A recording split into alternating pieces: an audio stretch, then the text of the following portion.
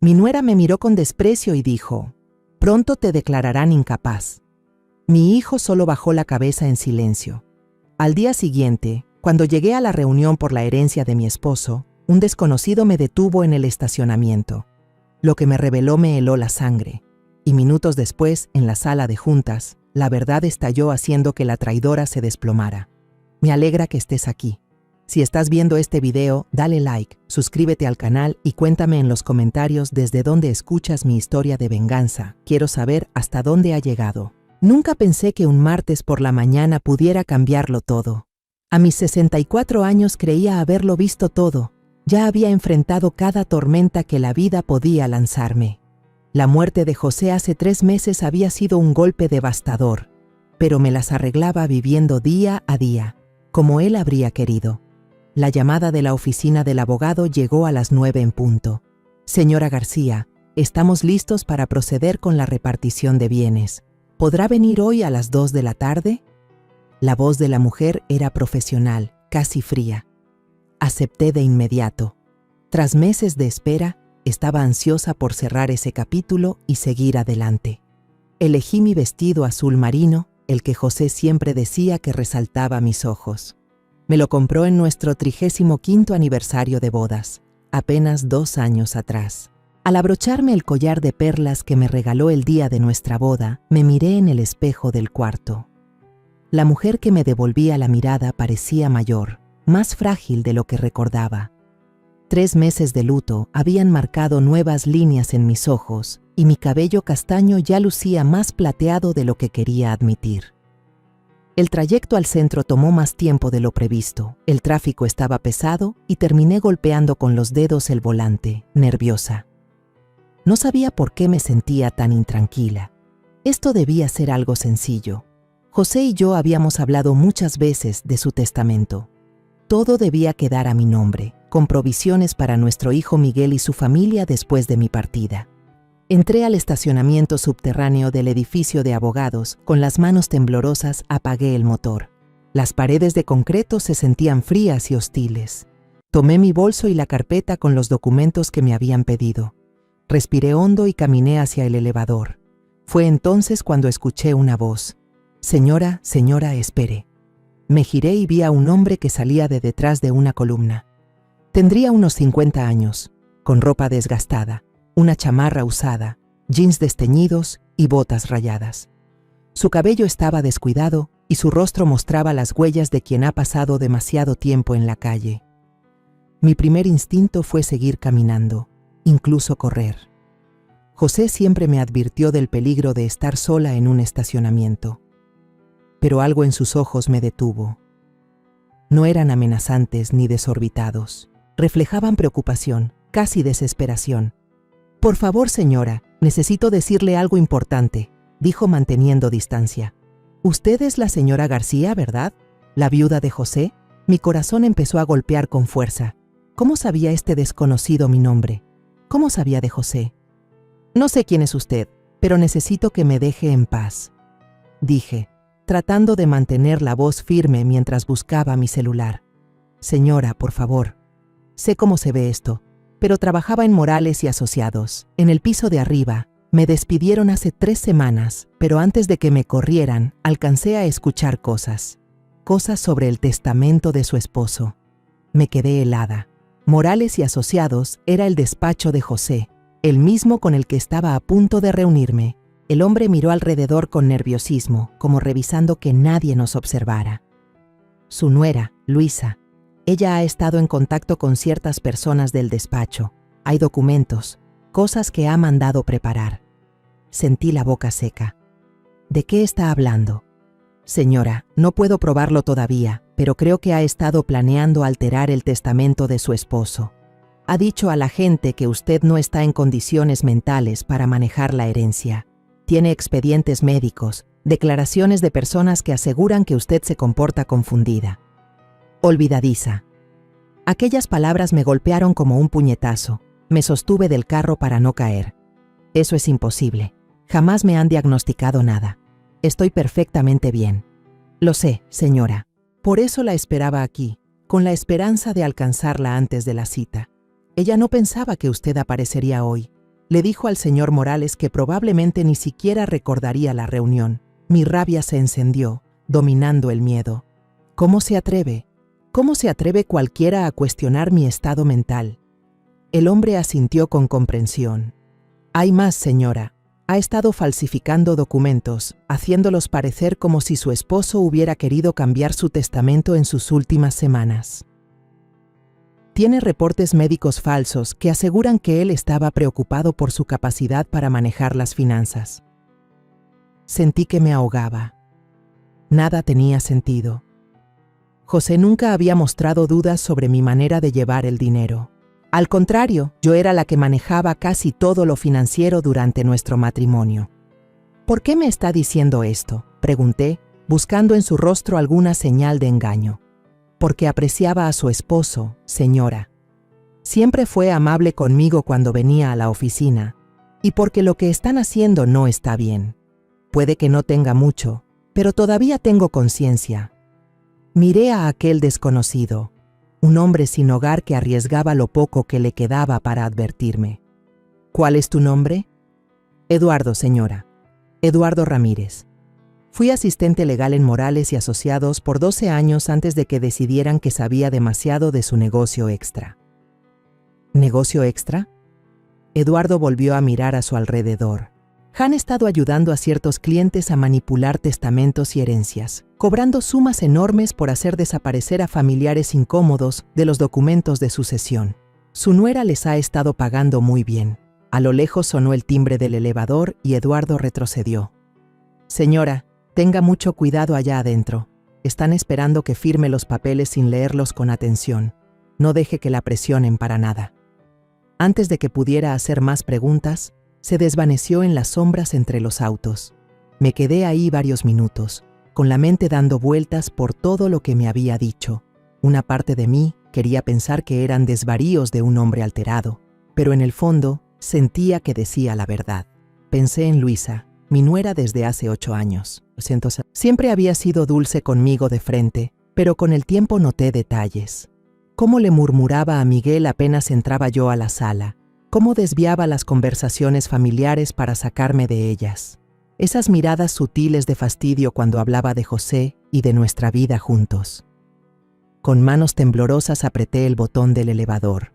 Al cerrarse las puertas, alcancé a ver a Eduardo espiándome desde una columna, su rostro marcado por la preocupación.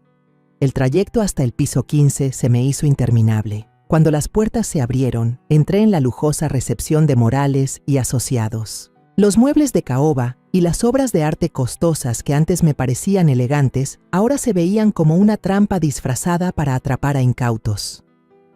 Señora García, me saludó la recepcionista con una sonrisa ensayada.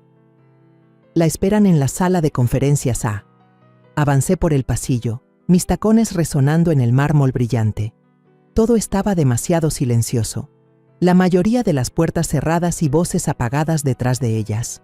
Me detuve frente a la sala de conferencias A, con la mano en la manija de bronce. A través del vidrio esmerilado, distinguí varias figuras sentadas en torno a una mesa amplia. Reconocí de inmediato la silueta de Luisa, su cuerpo menudo y su cabello inconfundible. Inspiré hondo y abrí la puerta. El ambiente era tal como lo había imaginado, intimidante.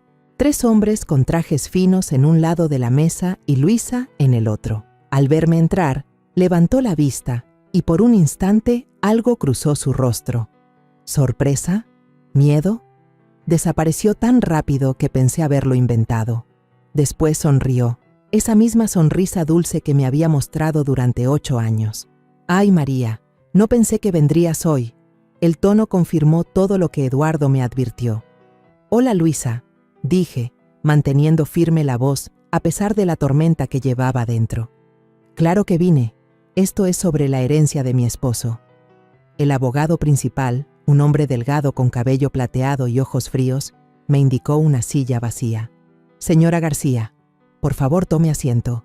Hoy tenemos varios documentos que requieren su firma». Mientras me acomodaba, noté que Luisa jugueteaba con su anillo de bodas, dándole vueltas una y otra vez en su dedo. No me miraba directamente, se concentraba en la pila de papeles frente a ella. Antes de comenzar, dije colocando mi bolso con firmeza sobre la mesa. Quiero entender bien de qué se trata todo esto. Mi esposo y yo revisamos su testamento en muchas ocasiones. Conozco perfectamente sus deseos. El abogado intercambió una mirada rápida con sus colegas. Señora García, han ocurrido algunos cambios recientes. Su esposo hizo ciertas modificaciones en sus últimas semanas, expresando inquietudes sobre... Basta, lo interrumpí, sorprendida por la firmeza de mi voz. ¿Qué tipo de inquietudes?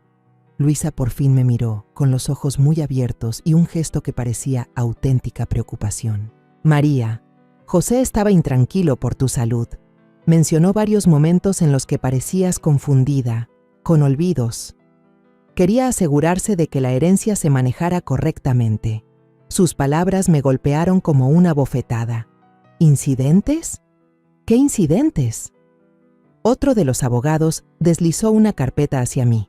Señora García, tenemos registros de diversas ocasiones en que familiares señalaron conductas preocupantes, lapsos de memoria, confusión con fechas y nombres, dificultad para manejar las finanzas de la casa. Abrí la carpeta con las manos temblorosas. Dentro había reportes médicos, declaraciones escritas e incluso fotografías. Se me cortó la respiración al reconocer la letra de Luisa en una de esas declaraciones, fechada apenas 6 semanas atrás. María se mostró sumamente alterada cuando se le preguntó sobre las compras del supermercado.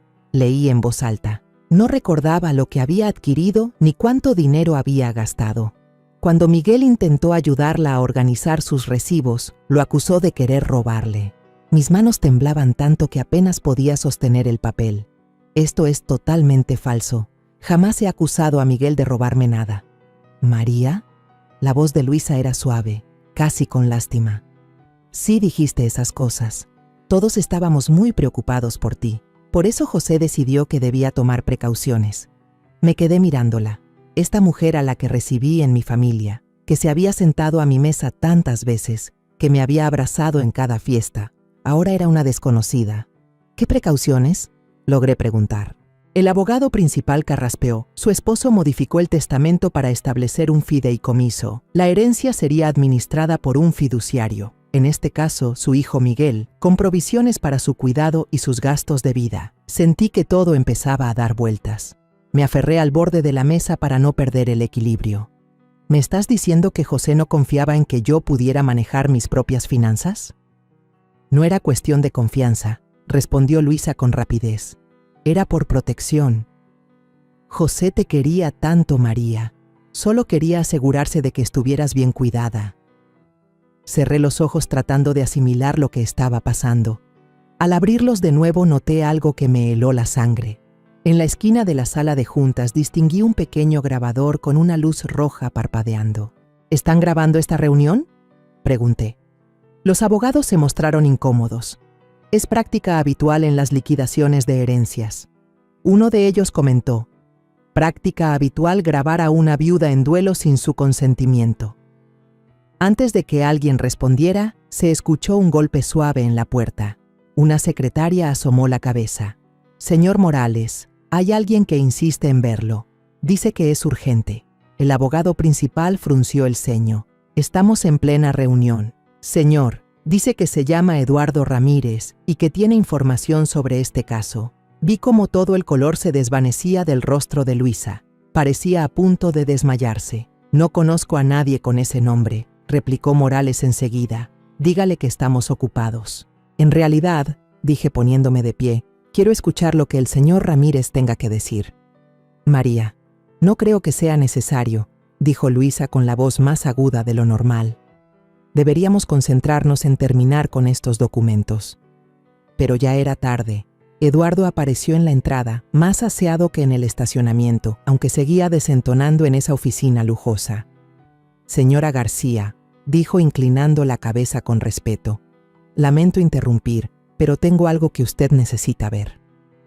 Morales se levantó de golpe. Señor, está invadiendo propiedad privada. Voy a llamar a seguridad. Adelante, contestó Eduardo con calma. Pero antes, la señora García debe saber que tengo copias de los documentos originales, los verdaderos antes de que los alteraran. La sala quedó en silencio absoluto. Escuchaba con claridad el latido de mi corazón en los oídos. Eduardo metió la mano en una bolsa de mensajero gastada y sacó una carpeta manila. Hice copias antes de que me despidieran. El testamento original de su esposo, fechado hace 6 meses, y los reportes médicos auténticos de su doctor, no los falsificados que ellos fabricaron. Luisa se levantó de golpe tambaleándose. «No me siento bien», murmuró. «Siéntate, Luisa», dije con una firmeza que nunca me había escuchado a mí misma. «Vas a querer oír esto». Eduardo abrió la carpeta y sacó varios papeles. «Señora García, su esposo nunca cambió su testamento.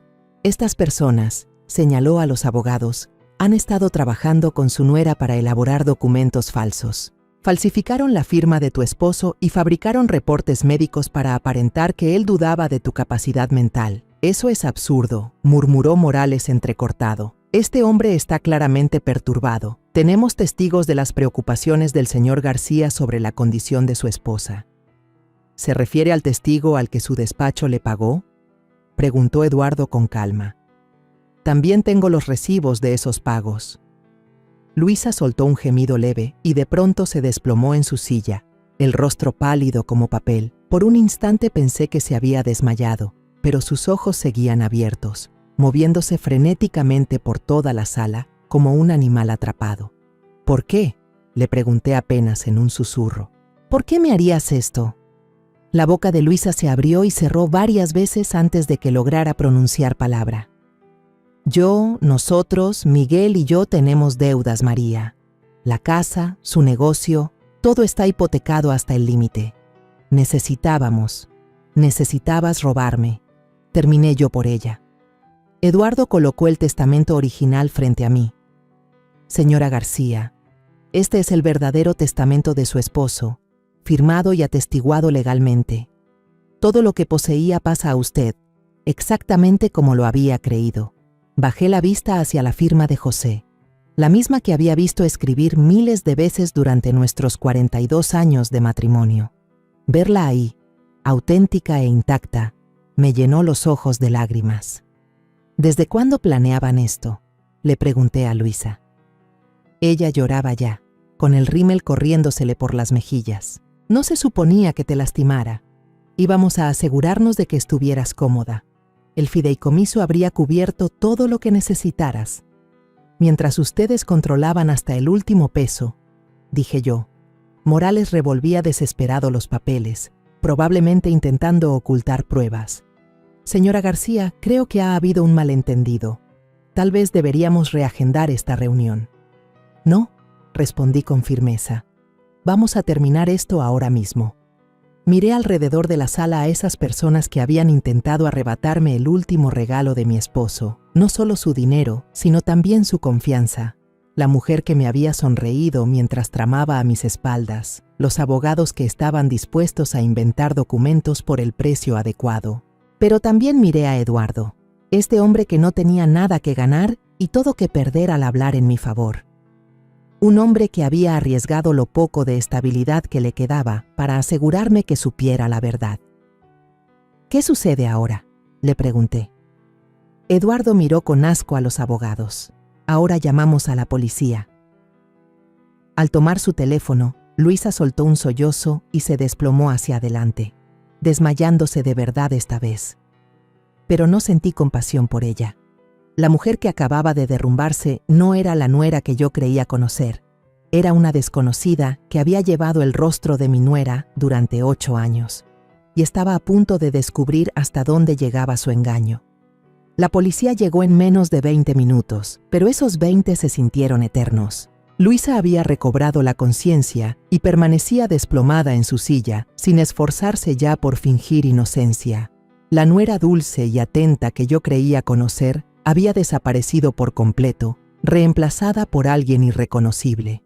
La detective Sara Chávez, una mujer de mi edad, con ojos amables pero penetrantes que parecían captar todo al instante, escuchó con paciencia mientras Eduardo relataba lo que sabía, revisando con calma profesional los documentos que había traído. «Señora García», dijo después de examinar todo, «necesito que me cuente sobre su relación con su nuera. Empiece desde el principio». No pude evitar recordar cuando, 8 años atrás, Miguel presentó a Luisa en casa. Tenía 25, trabajaba como higienista dental y aparentaba ser dulce, además de enamorada de mi hijo. José y yo la recibimos con los brazos abiertos. Era perfecta, le confesé a la detective Chávez. Demasiado perfecta, lo comprendo ahora. Siempre decía lo que queríamos escuchar. Coincidía en todo con José y conmigo. Pensé que solo quería encajar. Mientras hablaba, mis recuerdos se reacomodaban como piezas de un rompecabezas que mostraban una imagen distinta. Lo que antes parecía inocente, cobraba otro sentido más oscuro. Hace unos 3 años comenzó con pequeños comentarios. Continué. Nada evidente, apenas sugerencias de que yo empezaba a olvidar cosas. Me preguntaba si recordaba pláticas que supuestamente habíamos tenido o sucesos que estaba segura de que nunca ocurrieron. Entonces Luisa levantó la mirada hacia mí, con los ojos enrojecidos e hinchados. María, yo estaba realmente preocupada. No, la interrumpí, sorprendida de la fuerza de mi propia voz. Sembrabas dudas, me hacías cuestionar mi memoria. La detective Chávez volteó hacia Eduardo. Señor Ramírez, ¿puede contarme más sobre lo que presenció en el despacho de abogados? Eduardo sacó una libreta pequeña, con las manos asombrosamente firmes para su situación. Hace como 6 meses, la señora Luisa García empezó a presentarse en la oficina con frecuencia. Al principio, el señor Morales nos dijo que solo preguntaba sobre planes patrimoniales para la familia de su esposo, pero luego las reuniones se hicieron más reservadas. Pasó las páginas de su cuaderno. Comencé a prestar atención porque algo no me cuadraba. Traía documentos que aseguraba venían de doctores, declaraciones de supuestos amigos de la familia, incluso fotografías que pretendían mostrar a la señora García en estados de confusión. ¿Qué tipo de fotografías?, preguntó la detective Chávez. Luisa se movió incómoda en su asiento. Eduardo la miró con desprecio antes de responder. Había fotos de la señora García en el supermercado, en el banco, en reuniones familiares, pero todas tomadas desde lejos y con leyendas falsas. En una de ellas aparecía en la caja registradora, y la declaración de Luisa aseguraba que ella se había confundido con el dinero y no había podido pagar. Pero yo veía claro en la foto que la señora García simplemente conversaba con la cajera mientras le guardaban las compras. Mis manos se cerraron en puños. La violación se sentía casi física. ¿Me estabas siguiendo? ¿Tomándome fotos? La voz de Luisa era apenas un susurro. Necesitaba documentación. El abogado dijo que hacía falta evidencia. ¿Evidencia de qué? ¿De que vivo mi vida normal? La detective Chávez tomaba notas mientras hablaba. Señora García, ¿estaba al tanto de algún problema económico que su hijo y su nuera pudieran estar atravesando? Negué con la cabeza. Miguel siempre aparentaba estar bien. Tiene su propio despacho de consultoría. Viven en una casa hermosa en la colonia Roma. Se van de vacaciones costosas cada año. Todo financiado con deudas, dijo Luisa de golpe, con amargura en la voz. La casa tiene 2 hipotecas. El negocio apenas sobrevive. Los viajes fueron a tarjetas de crédito. Debemos más de 5 millones de pesos. El número me golpeó como un puñetazo en el estómago. ¿Más de 5 millones? ¿Cómo es posible?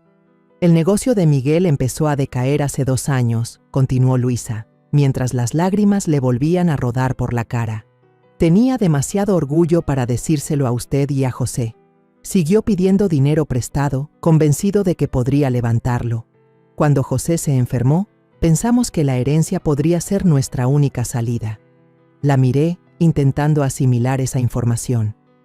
Mi hijo, con problemas financieros durante 2 años, y nunca nos dijo nada.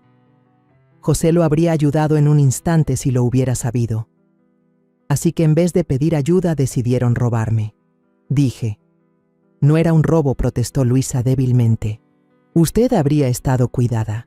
El fideicomiso habría cubierto todos sus gastos. Eduardo soltó una risa irónica.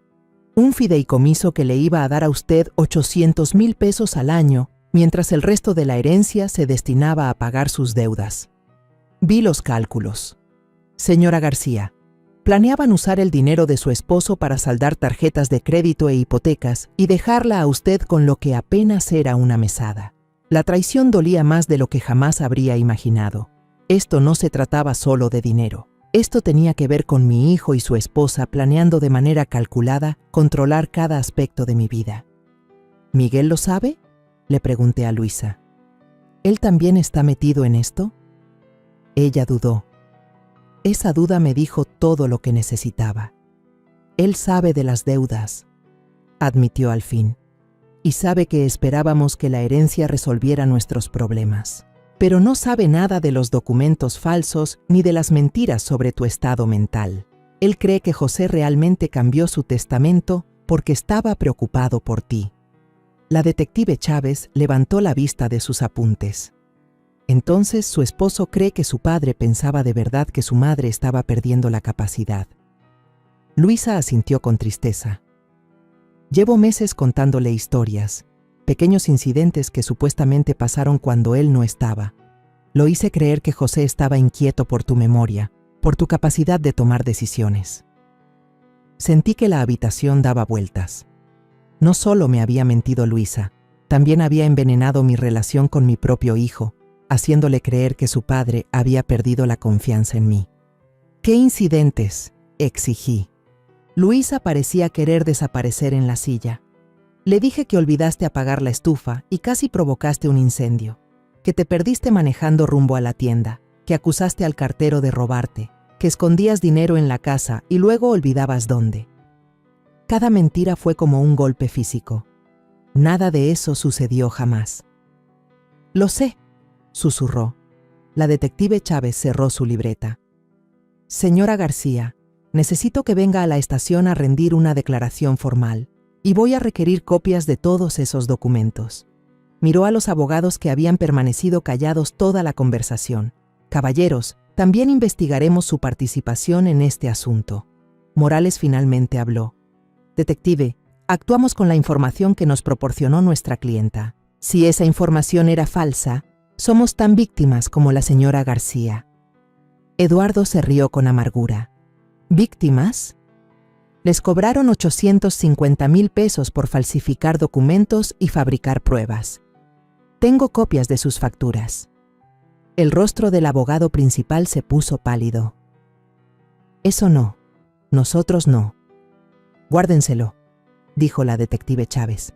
Lo explicarán en la comandancia. Mientras la policía reunía pruebas y tomaba declaraciones, miré una vez más a Luisa. Esa mujer que había compartido fiestas con nosotros, que me abrazaba y me decía mamá, que se sentó junto a la cama de hospital de José en sus últimos días. ¿Algo de eso fue real?, le pregunté. ¿Estos 8 años, las cenas familiares, nuestras conversaciones, algo fue real? Luisa me miró con lágrimas auténticas en los ojos. Al principio sí. Cuando conocí a Miguel y nos casamos, de verdad me importaban tú y José. Pero cuando los problemas de dinero empezaron a empeorar, cuando nos dimos cuenta de cuánto valía la herencia, ella no terminó la frase, pero no hacía falta. Lo entendí. En algún momento su amor por mi hijo se había convertido en algo más oscuro. La desesperación la transformó de la mujer que realmente había querido a nuestra familia en alguien dispuesta a destruirme con tal de salvarse. Mientras el detective Chávez se preparaba para sacar a todos, me di cuenta de algo que me heló hasta los huesos. Si Eduardo no me hubiera advertido, si no se hubiera arriesgado a todo para decirme la verdad, yo habría entrado a esa reunión completamente desarmada. Habría firmado esos papeles creyendo que mi querido José había perdido la fe en mí en sus últimas semanas. Me habría pasado el resto de la vida pensando que mi esposo murió convencido de que yo era incapaz. Y mientras tanto, su dinero habría sido usado para pagar las mismas mentiras que lo hicieron creer que no era de fiar. La idea era tan horrible que tuve que sentarme de nuevo, las piernas de pronto demasiado débiles para sostenerme. Pero entonces miré a Eduardo, ese ángel guardián inesperado que me había salvado de un destino peor que perder la herencia. Me había devuelto algo infinitamente más valioso, la verdad sobre la confianza que José siempre tuvo en mí. Ahora tenía que decidir qué hacer con esa verdad. 3 días después de estar en la comisaría, me encontraba en mi cocina mirando fijamente el teléfono. Miguel había llamado 17 veces desde que el detective Chávez lo contactó. 17 llamadas que no contesté porque no estaba lista para escuchar su voz. No estaba lista para saber cuánto del veneno de su esposa había absorbido. Eduardo había pasado 2 veces, trayéndome copias de documentos y asegurándose de que estuviera bien. Ese hombre que vivía en su coche se preocupaba más por mi bienestar que mi propia nuera. La ironía no se me escapaba. El timbre sonó exactamente a las 2 en punto, justo como lo había esperado. Por la mirilla vi a Miguel parado en mi pórtico. Su rostro demacrado y su cabello, que siempre llevaba impecable, ahora estaba desordenado. A su lado estaba Luisa, viéndose más pequeña y frágil de lo que jamás la había visto. Abrí la puerta, pero no los invité a pasar. «Mamá», dijo Miguel, con la voz quebrándose en esa única palabra. «Necesitamos hablar». Observé el rostro de mi hijo, buscando señales del hombre que yo había criado. Se veía agotado, mayor que sus 33 años, con ojeras profundas y la ropa arrugada como si hubiera dormido con ella puesta. «Dewey», pregunté, manteniendo mi voz neutra. «Por favor, mamá, déjanos entrar, déjanos explicarte». Me hice a un lado, pero solo porque necesitaba escuchar lo que tenía que decir. Necesitaba saber cuánto sabía, cuánto había participado en el plan de su esposa. Se sentaron en el sofá que José y yo habíamos escogido juntos hacía ya 15 años. El mismo sillón donde habíamos recibido a Luisa en la familia cuando Miguel la trajo por primera vez. El mismo sillón donde compartimos tantos momentos que ahora se sienten manchados por mentiras. «El detective Chávez me contó todo», dijo Miguel sin rodeos, «sobre los documentos falsos, los reportes médicos alterados, las mentiras de que papá había cambiado el testamento». Me quedé de pie con los brazos cruzados. «Y yo no sabía nada, mamá. Te lo juro, no tenía idea de lo que Luisa estaba haciendo». Lo miré con atención. Este hijo al que di a luz, crié y amé sin condición durante 33 años. «Pero sabías de las deudas». Su rostro se desmoronó. «Sí, nos estamos ahogando, mamá. El negocio va mal. Debemos dinero en todos lados y me daba vergüenza decirte a ti y a papá. Pensaba que podía arreglarlo, darle la vuelta antes de que te enteraras. Así que cuando José enfermó, empezaste a pensar en la herencia». Miguel se estremeció como si lo hubiera abofeteado. «No así, no de la manera en que lo dices». «Entonces, ¿cómo?». Luisa habló por primera vez desde que entró a mi casa. «Miguel, dile la verdad, toda la verdad». La miré sorprendida. La mujer sentada en mi sillón no parecía la manipuladora segura de sí que vi en la oficina del abogado. Parecía rota, vencida. Miguel se pasó las manos por el cabello. Cuando a papá le dieron el diagnóstico, cuando supimos que le quedaban pocos meses, empecé a entrar en pánico pensando qué sería de ti cuando él ya no estuviera. Estarías sola en esta casa enorme, manejando todo tú sola. Tengo 64 años, Miguel, no 94. Lo sé, pero Luisa comenzó a señalar cositas, momentos en los que parecías confundida u olvidadiza. Ella dijo que papá había mencionado que estaba preocupado por ti. Sentí que la rabia me subía. ¿Qué cositas? Miguel se removió incómodo. Como cuando olvidaste nuestra cena de Navidad, o cuando no recordaste el nombre del perro nuevo del vecino, o cuando pusiste la leche en la alacena en vez del refrigerador. Lo miré incrédula. Miguel, tú cancelaste la cena a último minuto porque Luisa se enfermó. El perro del vecino se llama Canela y lo sabía perfectamente. Y poner la leche en la alacena una vez después de 3 horas de trabajar en el jardín no me convierte en senil. La confusión en su rostro era real. Me miraba a mí, luego a Luisa y de nuevo a mí. Pero Luisa dijo... Luisa mintió, respondí con firmeza. Sobre todo. Luisa lloraba otra vez. Lágrimas silenciosas rodaban por su cara. Distorsioné las cosas, susurró. Tomé momentos normales de todos los días y los hice parecer síntomas de demencia. Te hice ver problemas que no existían. Miguel parecía como si le hubieran quitado el suelo bajo los pies. ¿Por qué harías eso? Porque estaba desesperada, dijo Luisa, porque estábamos perdiendo todo, y pensé que si creías que tu madre necesitaba ayuda para manejar la herencia, tal vez estarías más dispuesto a dejarnos encargarnos de las cosas. Encargarse de las cosas, repetí, quieres decir, robarme. No, protestó Luisa débilmente. Nosotros nos habríamos hecho cargo de ti, habrías tenido todo lo que necesitabas. Bajo su control, dije, 40,000 pesos al año mientras usabas el dinero de José para pagar tus tarjetas de crédito y tus hipotecas. La cabeza de Miguel se alzó de golpe.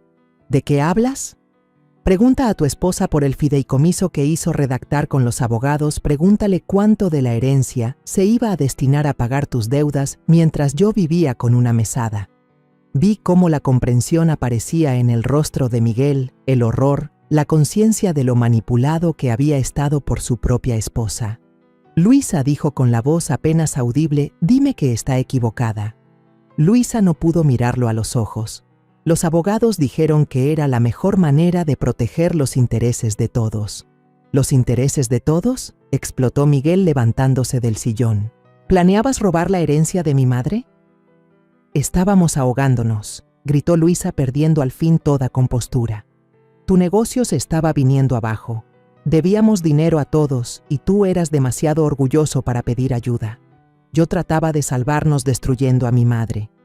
El dolor crudo en la voz de Miguel atravesó mi enojo. Pude ver cómo se daba cuenta no solo de lo que Luisa había hecho, sino de cómo había usado su amor por mí contra ambos, cómo lo había hecho dudar de su propia madre creyendo que la protegía. Miguel, dije en voz baja, siéntate.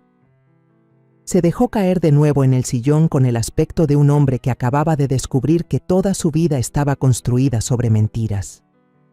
Quiero que entiendas algo, continué. Tu padre nunca dudó de mí ni una sola vez, jamás. Su testamento nunca se cambió. Nunca cuestionó mi capacidad para manejar nuestros asuntos. El hombre que conociste, el padre que te crió, ese hombre, confió en mí por completo hasta el día en que murió. Miguel se quebró entonces sollozando como cuando era un niño pequeño. Lo siento mucho, mamá. Lo siento mucho por haberle creído. Debí conocerte mejor que eso. Así debió ser, estuve de acuerdo, pero ella era muy buena en lo que hacía. Miré a Luisa que observaba sus manos en su regazo. ¿Desde cuándo planeabas esto? ¿Cuándo decidiste que yo era la enemiga? Nunca fuiste la enemiga, dijo, pero cuando la deuda empezó a crecer, cuando nos dimos cuenta de que podíamos perderlo todo, empecé a pensar de manera distinta sobre la herencia. Los bienes de tu esposo valen más de 2 millones de pesos, María. Ese dinero podía resolver todos nuestros problemas. Era el fruto del trabajo de toda la vida de José, el dinero que él guardó para que yo pudiera vivir tranquila cuando él ya no estuviera. No necesitas 2 millones de pesos, dijo Luisa, dejando ver un destello de su viejo resentimiento. Tú vives sencillo, no viajas, no gastas en cosas caras. Ese dinero se quedaría guardado mientras nosotros perdemos la casa, el carro, todo por lo que hemos luchado.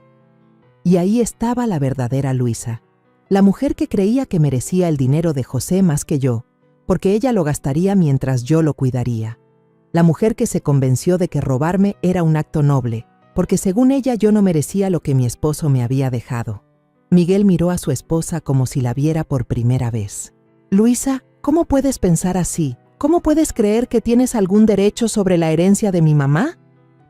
Porque ella no la necesita, gritó Luisa. Porque nosotros sí, porque tú fuiste demasiado terco y orgulloso para pedir ayuda cuando la necesitamos. Así que en lugar de pedir, decidiste tomar, dije yo. La sala quedó en silencio, roto solo por el llanto de Luisa y la respiración agitada de Miguel. Finalmente, Miguel habló. Mamá, ¿qué pasa ahora? Esa misma pregunta me la había hecho yo durante 3 días. ¿Qué pasaba ahora? Mi nuera había intentado robar mi herencia con un plan elaborado, con documentos falsos y reportes médicos inventados. Mi hijo había sido manipulado para dudar de la capacidad de su propia madre. Los abogados que debían proteger la voluntad de José habían estado dispuestos a fabricar pruebas por el precio correcto. Pero debajo de todo eso había una pregunta más profunda. ¿Podía salvarse esta familia? Miré a Miguel, con el remordimiento genuino y el horror pintados en su rostro. Luego miré a Luisa, todavía desafiante incluso en su derrota. Eso depende, dije al fin, de lo que estén dispuestos a hacer para enmendar esto. El silencio en mi sala se alargó como si fueran horas. Miguel se sentó con la cabeza entre las manos. Luisa miraba el suelo, ya sin lágrimas. Yo me mantuve de pie, esperando a que alguno hablara primero, a que me mostraran quiénes eran en realidad bajo todas esas mentiras y desesperación. Fue Miguel quien rompió el silencio. ¿Qué quieres que hagamos, mamá? 3 noches sin dormir había pasado pensando en esa pregunta. ¿Qué quería yo?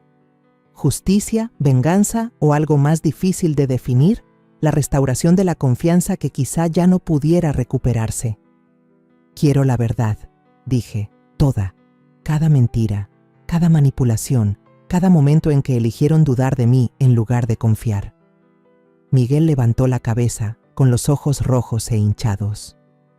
Te diré todo lo que sé, pero mamá, te juro que pensé que te estaba protegiendo. Luisa me convenció de que papá estaba preocupado por tu memoria, que quería asegurarse de que estuvieras bien cuidada. ¿Cómo?, pregunté. ¿Qué fue exactamente lo que te dijo? Miguel miró a su esposa, que seguía con la vista clavada en el suelo. Dijo que papá se lo había mencionado durante una de sus visitas al médico, que estaba preocupado por dejarte sola con tantas responsabilidades. Sentí un escalofrío recorrerme la espalda. ¿Luisa acompañaba a José a sus consultas? A veces, respondió Miguel.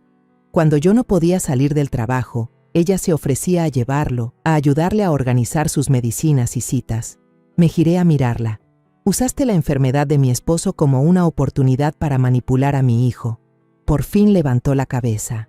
José nunca dijo nada de preocuparse por ti, pero en esos últimos meses estaba tan débil, tan dependiente de todos a su alrededor. Eso hacía fácil insinuar que quizá debería pensar en lo que pasaría contigo cuando él ya no estuviera. ¿Insinuar a quién?, pregunté con dureza a Miguel. Yo comentaba esas cosas cuando regresábamos de las consultas.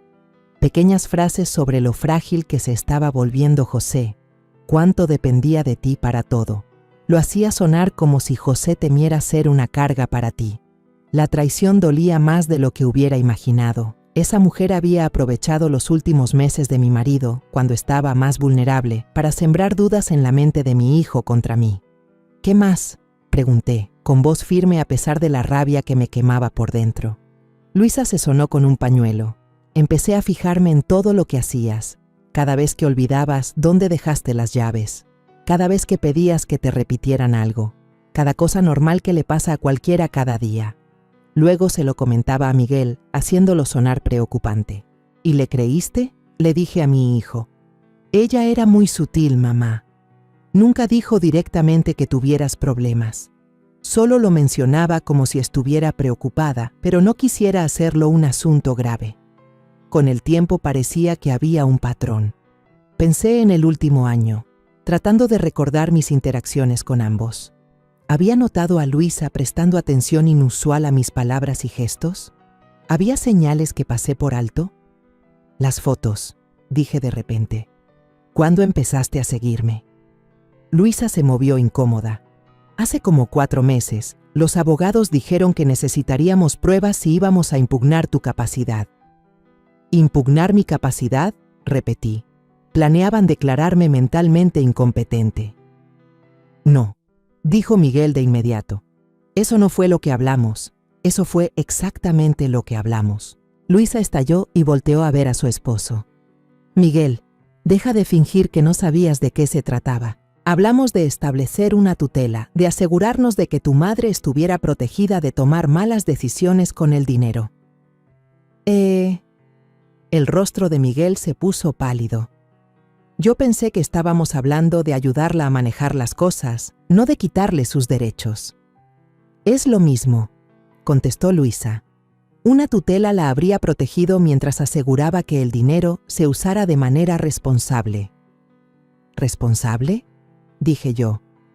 ¿Quieres decir para pagar tus deudas? Las deudas nos estaban destruyendo, dijo Luisa, alzando otra vez la voz. ¿Tienes idea de lo que es perderlo todo? ¿De que los cobradores te llamen a diario? ¿De saber que vas a perder tu casa, tu coche, todo por lo que trabajaste? ¿Sabes lo que es descubrir que tu propia familia estaba tramando en tu contra?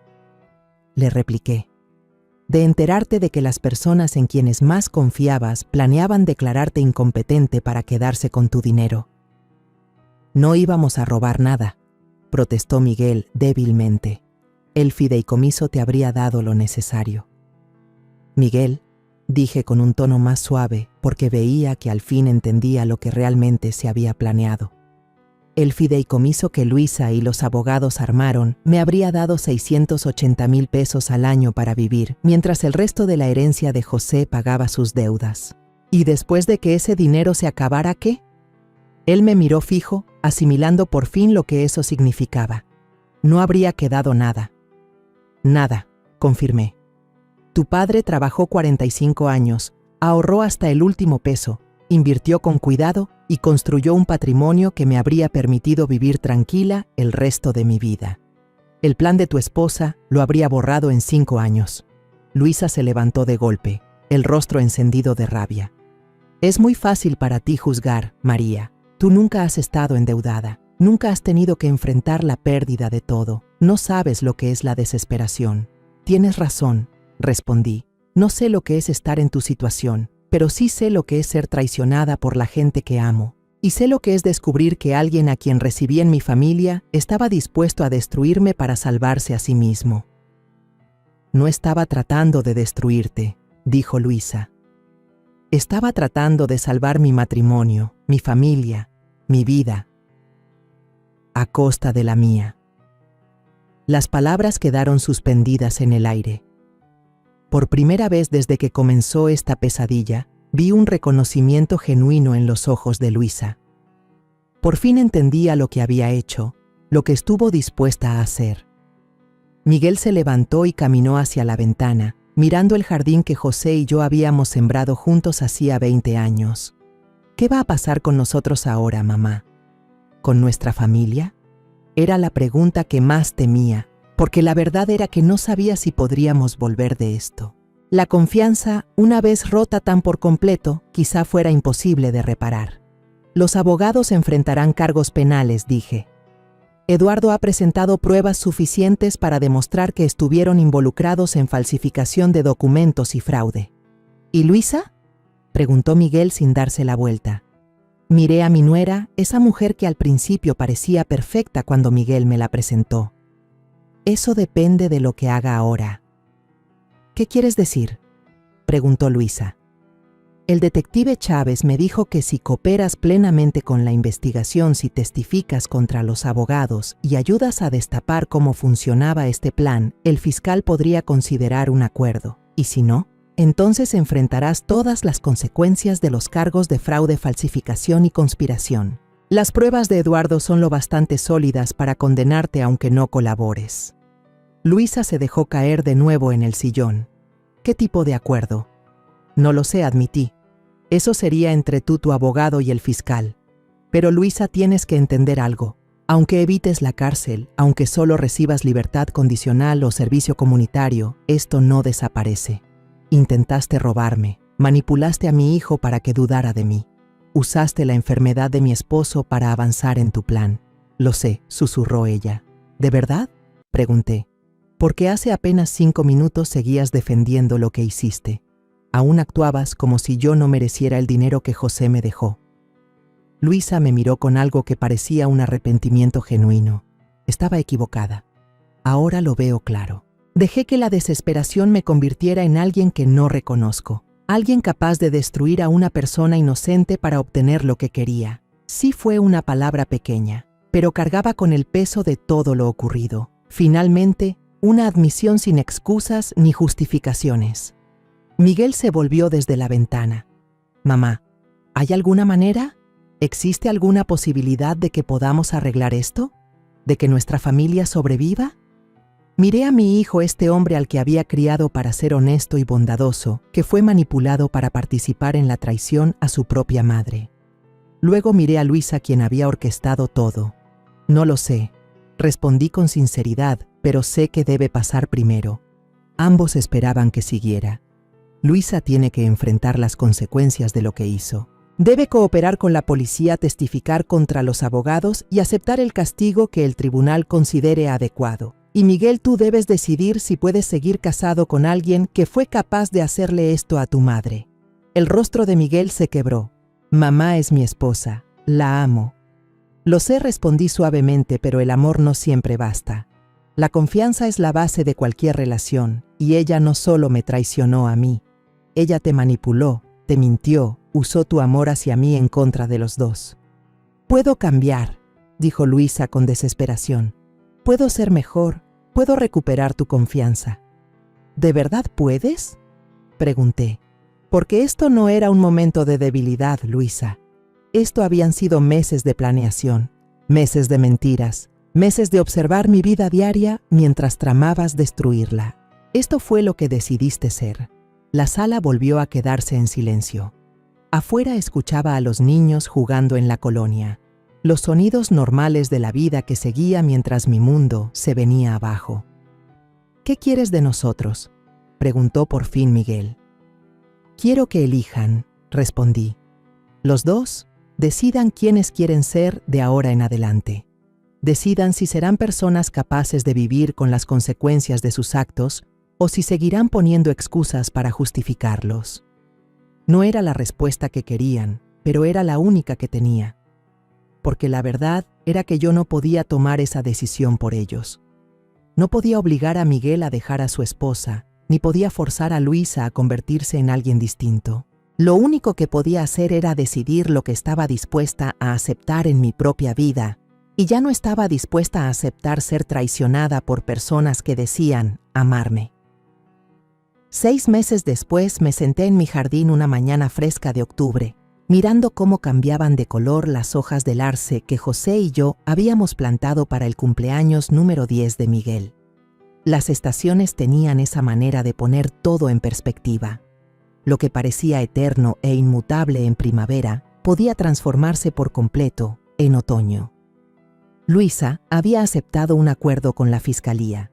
3 años de libertad condicional, 500 horas de servicio comunitario y la restitución total de los honorarios legales que se habían pagado al despacho de Morales y Asociados. Los abogados recibieron condenas de prisión. Morales obtuvo 4 años, sus socios 2 cada uno.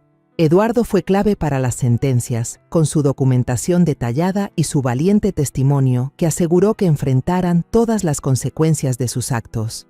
Pero la resolución legal era solo una parte de la historia. La verdadera sanación tardó mucho más y aún seguía en proceso. Miguel se mudó del departamento que compartía con Luisa 3 semanas después de nuestra confrontación en mi sala. Ahora vivía en un pequeño apartamento en el centro, tratando de descubrir quién era sin el peso de la manipulación de ella influyendo en cada decisión. Sigo dudando de todo, me dijo en una de nuestras reuniones semanales para tomar café. Cada recuerdo, cada conversación, cada decisión que tomé en los últimos años. ¿Cuánto de eso era realmente mío y cuánto era ella diciéndome qué pensar?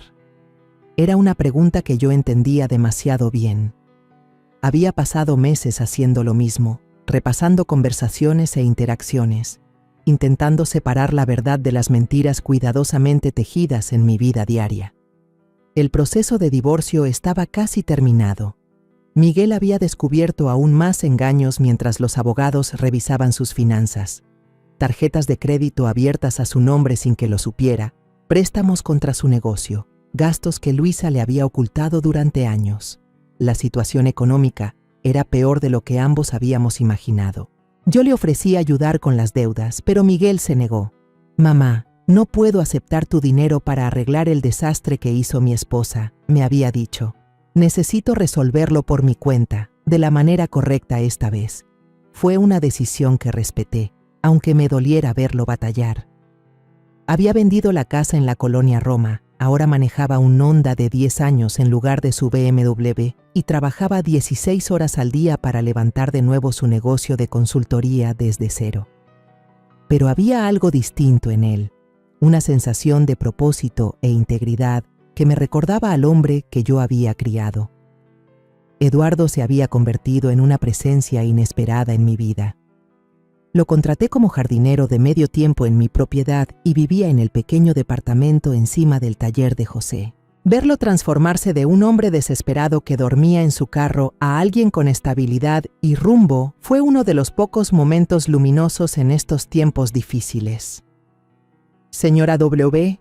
llamó al cruzar el jardín con una charola y 2 tazas de café. Pensé que le gustaría algo de compañía esta mañana. Sonreí mientras se acomodaba en la silla junto a mí. Gracias, Eduardo. ¿Cómo te sientes con lo de hoy?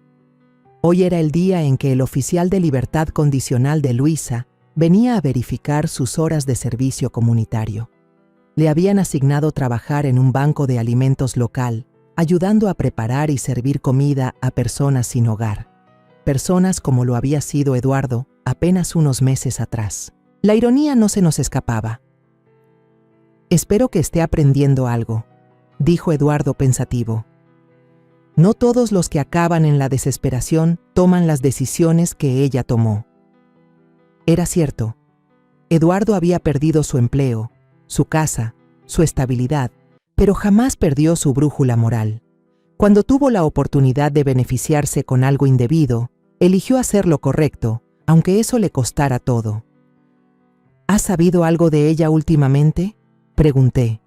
Eduardo asintió.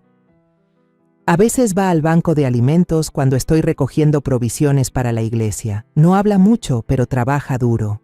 Creo que finalmente está empezando a entender lo que en verdad significa la desesperación. Yo no estaba segura de cómo sentirme al respecto. Una parte de mí quería que Luisa sufriera, que realmente comprendiera el daño que me había causado, pero otra parte más grande solo deseaba que se convirtiera en una mejor persona, alguien incapaz de volver a mostrar la crueldad que ya me había enseñado. Mi celular vibró con un mensaje. Era de Miguel. Café después, tengo noticias. Le mostré el mensaje a Eduardo, que alzó una ceja. ¿Crees que sea buena noticia o mala? Con Miguel últimamente, casi siempre es las dos, respondí. Esa tarde, Miguel llegó a mi casa con un aspecto que no le veía desde hacía meses. Había recuperado parte del peso perdido por el estrés del divorcio y otra vez le volvía el color a las mejillas. «Te ves bien», le dije mientras nos acomodábamos en la cocina con nuestro café. «Me siento bien, mamá. Bien de verdad. Por primera vez en años, sentía que estaba viviendo su propia vida y no intentando apagar los incendios de alguien más». Sacó el celular y me enseñó la foto de un localito con García Consulting, pintado en la ventana. Firmé el contrato de renta ayer. Mi propia oficina, mi propio negocio, ahora sí hecho como debe ser. Se me llenó el pecho de orgullo. José estaría tan orgulloso de ti. Eso espero, respondió Miguel.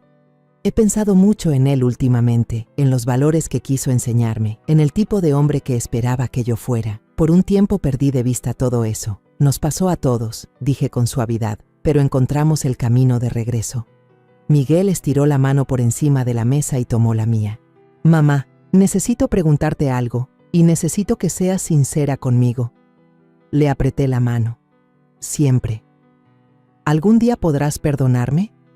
¿Perdonarme de verdad? No solo decirlo porque me quieres. Era la misma pregunta que yo me venía haciendo desde hacía meses. ¿Podía perdonar de veras a mi hijo por haber dudado de mí, por haberse dejado manipular para participar en un plan que pudo destrozar mi vida? Miguel, dije con cuidado, el perdón no llega de golpe. Es una decisión que tomo cada día. Hay días en que sale más fácil que otros. A él se le llenaron los ojos de lágrimas. Lo entiendo, pero sí, continué. Puedo perdonarte. Te he perdonado porque veo que tú también fuiste víctima. Luisa usó tu amor por mí en nuestra contra y eso no fue tu culpa. Se siente como si sí lo fuera. Debí haberlo visto venir. Debí haberte creído más a ti que a ella. Debiste, asentí. Pero no lo hiciste y eso ya no se puede cambiar. Lo que sí podemos es construir algo mejor de aquí en adelante. Miguel se secó las lágrimas con el dorso de la mano. ¿Y eso cómo se ve? Se ve como honestidad, respondí. Honestidad completa, aunque incomode. Se ve como que vengas conmigo cuando estés atorado en lugar de intentar cargarlo solo. Se ve como reconstruir la confianza, plática por plática. ¿Y si la vuelvo a regar? Sonreí. Entonces lo enfrentamos juntos. Pero Miguel, ya no eres el mismo hombre de hace 6 meses. Aprendiste algo de ti mismo, de lo que eres capaz cuando estás desesperado. Ese conocimiento te va a cuidar para no tropezar con la misma piedra. Nos quedamos un rato en un silencio cómodo, procesando el camino tan largo que nos había traído hasta aquí. ¿Y qué hay con Luisa?, preguntó al fin Miguel. ¿Qué hay con ella? ¿Crees que algún día podrás perdonarla? Me tomé unos segundos para pensar la respuesta con cuidado. No sé si lo que hizo fue calculado, premeditado y cruel. No fue un simple error ni un instante de desesperación que le nubló el juicio. Pasó meses planeando cómo destruirme. Y lo disfrutó.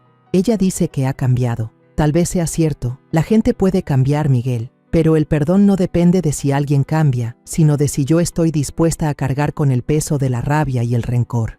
Y he decidido que no. ¿Entonces ya la perdonaste? Dejé ir la ira, aclaré. Eso no es lo mismo que perdonar. Y mucho menos es lo mismo que confiar. Luisa jamás volverá a ser bienvenida en mi vida. Pero me niego a dejar que me robe más de mi paz. Miguel asintió. Creo que entiendo.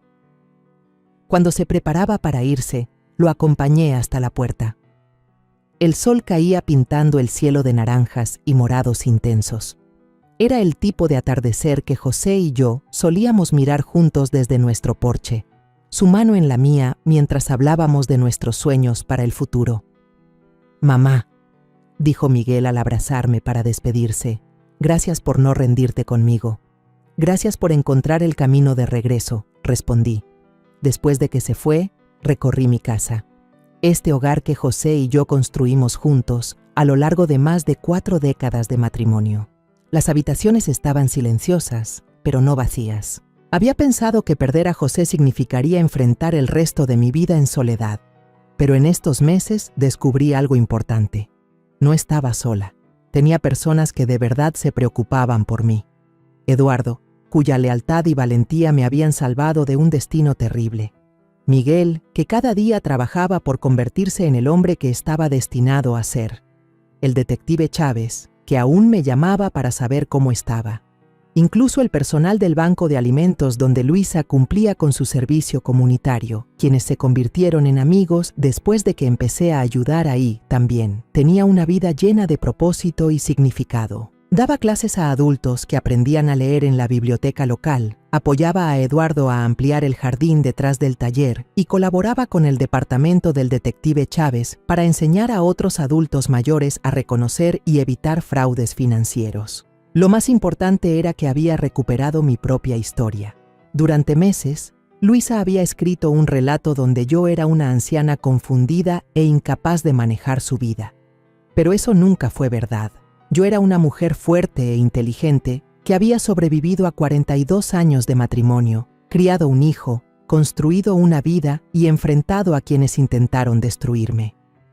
Esa tarde, sentada en el porche con una taza de té, mirando cómo las estrellas aparecían en el cielo cada vez más oscuro, sentí algo que no experimentaba desde hacía años. Una paz completa, no la paz de tener todo lo que quería, sino la paz de saber exactamente quién era y cuánto valía. El amor de José vivía en la seguridad que me había dejado, en los valores que inculcó a nuestro hijo y en la hermosa vida que construimos juntos. El plan de Luisa había fracasado no solo porque Eduardo lo destapó, sino porque los cimientos que José y yo levantamos eran mucho más sólidos que las mentiras que ella trató de poner encima. Tenía 64 años y estaba apenas empezando el mejor capítulo de mi vida. Hace 6 meses me habría parecido imposible, pero ahora se sentía lo más natural del mundo. Era libre. La historia que contamos es ficticia, pero está basada en algunos hechos reales. Los nombres y lugares han sido cambiados para proteger la identidad de quienes estuvieron involucrados. No contamos esto para juzgar, sino con la esperanza de que alguien escuche y se detenga a pensar: ¿cuántas madres están sufriendo en silencio dentro de su propia casa? Siento verdadera curiosidad. Si fueras tú, en mi lugar, ¿qué harías? ¿Elegirías callar para mantener la paz o te atreverías a enfrentarlo todo para recuperar tu voz? Quiero saber lo que piensas, porque cada historia es una vela que puede iluminar el camino de alguien más. Dios siempre bendice, y yo creo firmemente que el valor nos lleva a días mejores.